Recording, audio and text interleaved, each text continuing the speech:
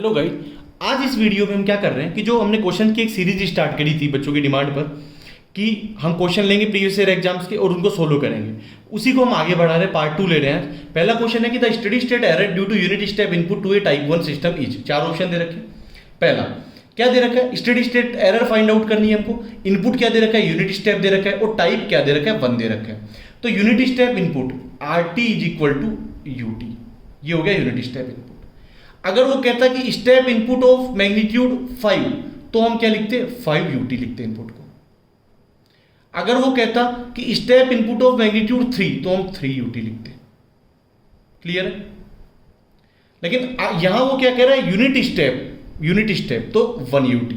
ये समझ में आ गया। अब टाइम डोमेन RT है तो इसका लाप्लास ले लेंगे। अब लाप्लास लिया तो लाप्लास क्या आ गया, एस डोमेन आ गया। RS क्या आ गया, 1/s। UT का लाप्लास क्या होता है, 1/s। अब टाइप 1, फॉर टाइप 1 सिस्टम के लिए क्या होना चाहिए कि open loop transfer function, type 1 की कंडीशन है कि ओपन लूप ट्रांसफर फंक्शन वो क्या है, GS इंटू HS। ठीक है, open loop transfer function GS HS should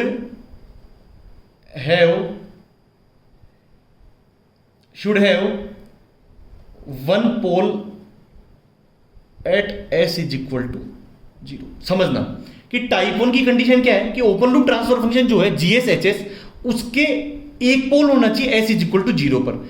जहां GS क्या है, GS है फॉरवर्ड पाथ फंक्शन।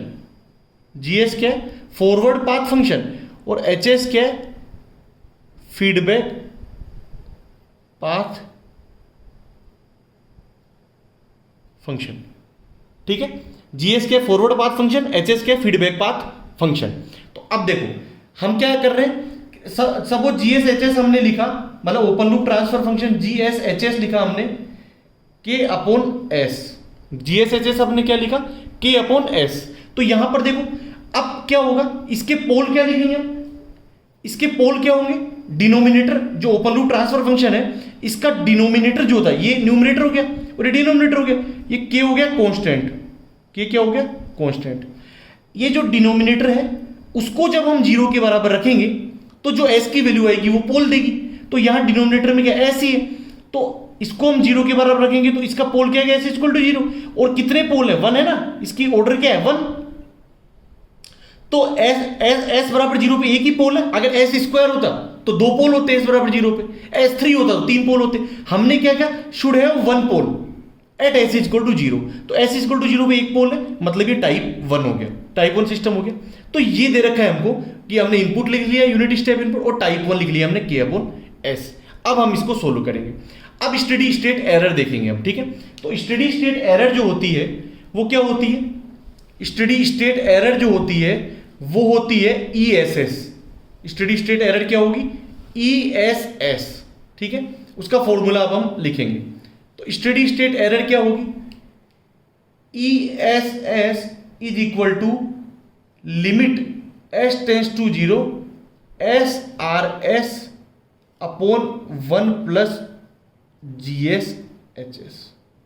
इसको हम क्या लिख सकते हैं, लिमिट दोनों तरफ लगा दी तो limit S tends to 0 SRS divide by 1 plus limit S tends to 0 GS HS। ये हमने लिख दिया। तो ESS क्या आ गया, limit S tends to 0 S into RS divide by 1 plus KP। ये KP जो है वो KP है पोजिशनल एरर कांस्टेंट। KP क्या है, पोजिशनल एरर कांस्टेंट।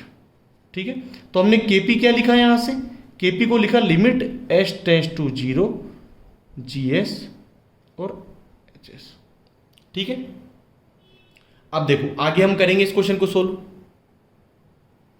तो KP हमने फाइंड आउट किया, limit S tends to 0, GSHS की वैल्यू क्या ली थी हमने, K/S। तो इसमें एस की वैल्यू रख दी, तो के अपॉन एस की वैल्यू 0 रख दी, तो किसी भी कांस्टेंट में 0 का भाग दे दे तो इनफाइनाइट आता है, तो केपी यहां से आ गया infinite.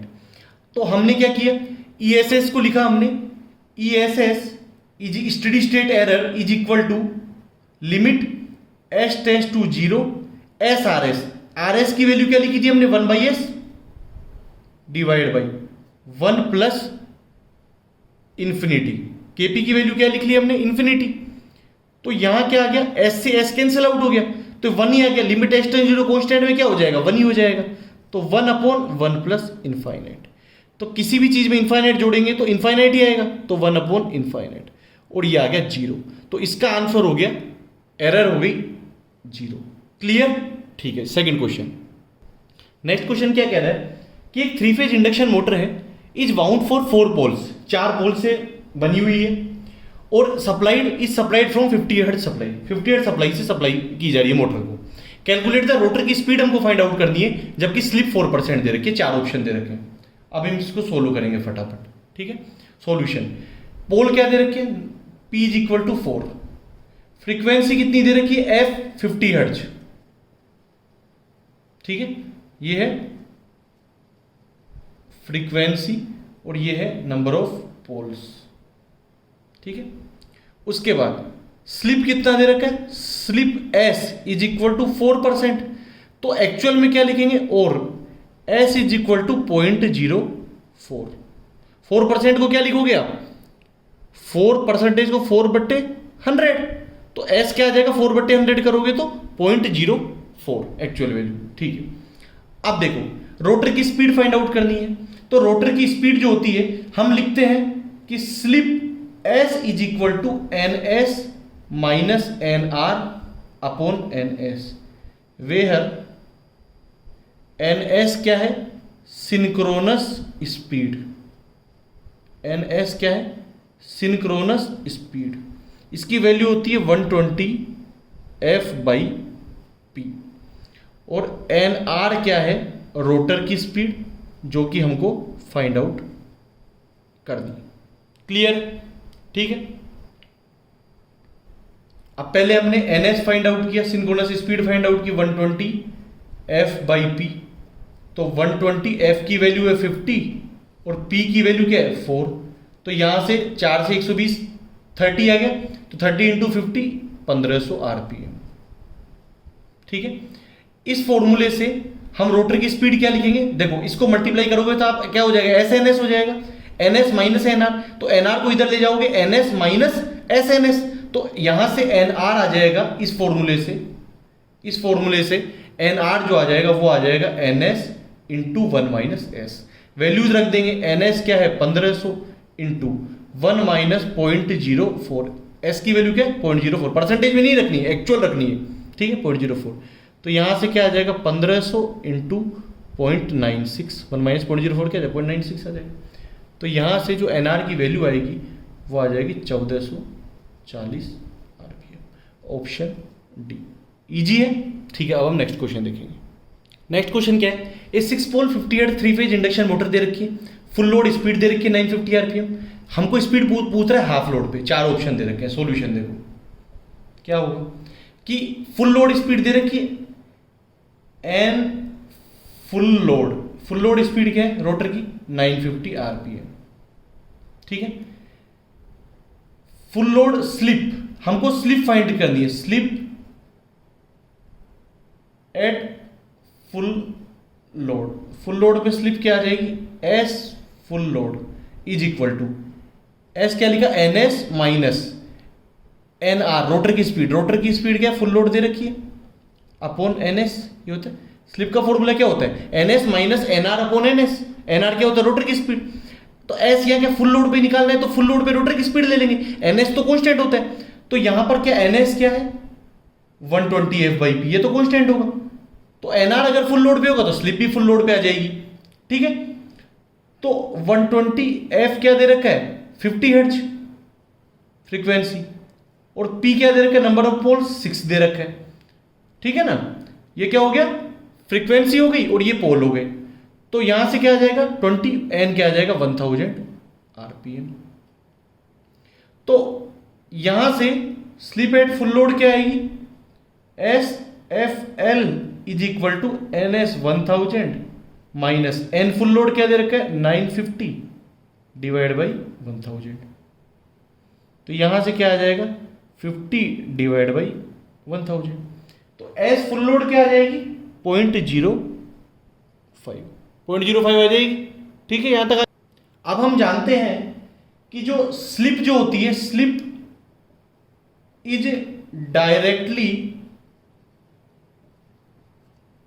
Proportional to load. Slip is directly proportional to load. तो फुल लोड पर स्लिप 0.05 दे रखी, तो हमको क्या पूछ रहा है हाफ लोड पे। तो हाफ लोड स्लिप जो होगी S H L, half load पे जो स्लिप हो जाएगी वो क्या हो जाएगी फुल लोड का हाफ। हमने क्या कहा कि फुल लोड स्लिप जो directly proportional to load, full load पे क्या है, लोड जब फुल है तो स्लिप ये है, तो हाफ पे कितनी हो जाएगी, हाफ हो जाएगी। तो 0.05 डिवाइड बाई 2। तो यहां से ये जो वैल्यू आएगी वो हमारी वैल्यू क्या आ जाएगी 0.025 आ जाएगी। ठीक है, अब हमको क्या करना है कि हमको क्या पूछ रहा है कि रोटर की स्पीड, हमको क्या पूछ रहा है what will be the speed at half load. तो स्पीड, रोटर की स्पीड यहां से क्या आ जाएगा, जब एस स्लिप क्या लिख रहे हैं हम, एस बराबर N S minus N R upon N S. तो रोटर की जो स्पीड हो जाएगी हाफ लोड पे, rotor speed at half load N half load is equal to N S 1 minus S half load. ठीक है, फॉर्मूला कहां से है, स्लिप को क्या लिखते हैं N S minus N R upon N S. तो स्लिप हाफ लोड पे क्या हो जाएगी N S minus N half load divide by N S. ठीक है, तो वहां से एन हाफ लोड निकालोगे, ठीक है, तो ये फॉर्मूला आ जाएगा। तो यहां पर क्या लिखा हमने, एन एस की वैल्यू 1000 है इंटू 1 माइनस 0.025। ठीक है, आयो फॉर्मूला समझ में आया कि नहीं आया। एस हाफ लोड पे स्पीड को क्या लिखेंगे हम, N S minus N half load divide by N S. तो यहां से जब आप निकालोगे तो एन हाफ लोड क्या आ जाएगा, N S 1 minus S half load. N S 1000 आ चुका है into 1 minus S half load क्या है 0.025 है। तो यहां से एन हाफ लोड क्या आ जाएगा 1000 इंटू 0.975। तो यहां से आ जाएगा 975 आरपीएम। हाफ लोड पे जो स्पीड आ जाएगी वो 975, ऑप्शन डी हो जाएगा। जो क्वेश्चन था अपना उसमें ऑप्शन जो डी है वो हो जाएगा। ठीक है, 975 आरपीएम आंसर, ये हो जाएगा हमारा आंसर। ठीक है, नेक्स्ट क्वेश्चन क्या दे रखा है, a sinusoidal current has a maximum value of 10 ampere if the signal is half rectified. मतलब हाफ वेव रेक्टिफाइड से हम इसको सिग्नल को गुजार रहे हैं, तो इसकी आरएमएस वैल्यू क्या होगी। देखो साइनोसॉइडल करंट है, तो साइनोसॉइडल करंट को क्या लिखेंगे, I is equal to I m sine omega t plus five. हमने देख ही चुके थे हम। आई एम क्या है, पीक करंट होगी। आई एम क्या है, मैक्सिमम वैल्यू और पीक वैल्यू। ओमेगा क्या है, एंगुलर फ्रीक्वेंसी। ओमेगा क्या है यहाँ पर, एंगुलर फ्रीक्वेंसी इन रेडियन पर सेकेंड टी टाइम में, और फाई क्या है, फेज एंगल है। ओमेगा क्या है, एंगुलर फ्रीक्वेंसी, यूनिट क्या होगी, रेडियन पर सेकेंड। फाई क्या है, फेज एंगल। ठीक है, सब क्वेश्चन हम टॉपिक में कवर करेंगे, अभी हम क्वेश्चंस देख रहे हैं। ठीक है, गिवन दे क्या रखा है, मैक्सिमम वैल्यू क्या दे रखी है 10 एम्पियर। हाफ वेव रेक्टिफायर में RMS value of half wave rectifier will be IRMS is equal to IM/2। Half wave rectifier में जो आरएमएस वैल्यू होती है करंट की वो क्या होती है, IM/2। फुल वेव रेक्टिफायर होगा तो क्या हो जाएगा, IM/√2 अंडर√2। लेकिन यहां हाफ वेव दिया हुआ है क्वेश्चन में, हाफ रेक्टिफायर, तो IM/2।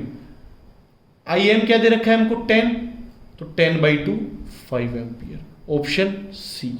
इजी है। ठीक है, नेक्स्ट क्वेश्चन देखते हैं। देखो नेक्स्ट क्वेश्चन क्या कह रहा है कि collector current changes from 2 milli ampere to 3 milli ampere transistor में। कलेक्टर करंट चेंज होती है 2 मिली एम्पियर से 3 मिली एम्पियर जब कलेक्टर एमिटर वोल्टेज इंक्रीज होता है 2 से 10 वोल्ट। तो आउटपुट रेजिस्टेंस पूछ रखा है और 4 वैल्यू दे रखी है। तो सॉल्यूशन क्या होगा कि कलेक्टर करंट है आईसी कलेक्टर करंट है, तो डेल्टा आईसी क्या हो गया, change in collector current, change in collector current. अब करंट कहां से कहां चेंज हुई है, 2 मिली एम्पियर से 3 मिली एम्पियर, तो चेंज इन कलेक्टर करंट क्या हो गया, 3 milli amps minus 2 milli amps is equal to 1 milli amps. तो डेल्टा आईसी क्या हो गया, चेंज इन कलेक्टर करंट 2 से 3 हुई तो चेंज कितना हो गया, 3 माइनस 2 1 मिली एम्पियर। अब VCE क्या है, collector to emitter voltage, collector to emitter voltage, ये क्या है, VCE है। ठीक है, अब डेल्टा VCE क्या हो जाएगा, change in collector to emitter voltage, collector emitter VCE, तो change in collector to emitter voltage क्या हो जाएगा, डेल्टा VCE हो जाएगा। अब क्या हुआ, 2 से 10 वोल्ट हुआ है तो चेंज कितना हुआ, 10 माइनस 2 वोल्ट, तो चेंज कितना हो गया, 8 वोल्ट का चेंज हो गया। ठीक है, तो आउटपुट रेजिस्टेंस क्या हो जाएगा, आउटपुट रेजिस्टेंस आर नोट क्या हो जाएगा, delta VCE upon delta IC, मतलब output change in output voltage upon change in output current, मतलब change in collector to emitter voltage, output voltage यही है, और चेंज इन आउटपुट करंट क्या है, कलेक्टर करंट। तो डेल्टा VCE क्या आ गया, 8 वोल्ट, और डेल्टा आईसी क्या है, 1 मिली एम्पियर, तो 1 इंटू 1 मिली एम्पियर क्या होता है, 10 की पावर माइनस 3 एम्पियर। तो ठीक है ना, 8 into sorry delta VCE 8 volt, delta IC क्या, 1 इंटू 10 की पावर माइनस 3, 1 मिली एम्पियर क्या लिखेंगे, 1 इंटू 10 की पावर माइनस 3 एम्पियर। तो ये ऊपर जाएगा तो क्या हो जाएगा, 8 इंटू 10 की पावर 3, और आर नोट के ओम में लिखेंगे, तो 8 इंटू 10 की पावर 3 ओम क्या हो गया, किलो ओम में हो गया, तो आर नोट क्या हो जाएगा, 8 किलो ओम। तो आउटपुट रेजिस्टेंस क्या आ जाएगा, ऑप्शन डी 8 किलो ओम। तो आज हमने बहुत अच्छे क्वेश्चन लिए, टफ क्वेश्चन थे पर इजी वे में सोल्व किया। तब भी कोई क्वेरी हो तो आप कमेंट बॉक्स में लिखिए, और क्वेश्चंस चैनल को ज़्यादा से ज़्यादा वीडियो को ज़्यादा शेयर कीजिए ताकि जो जिन लोगों को ज़रूरत है वहाँ तक ये वीडियोस पहुँचे। Thank you.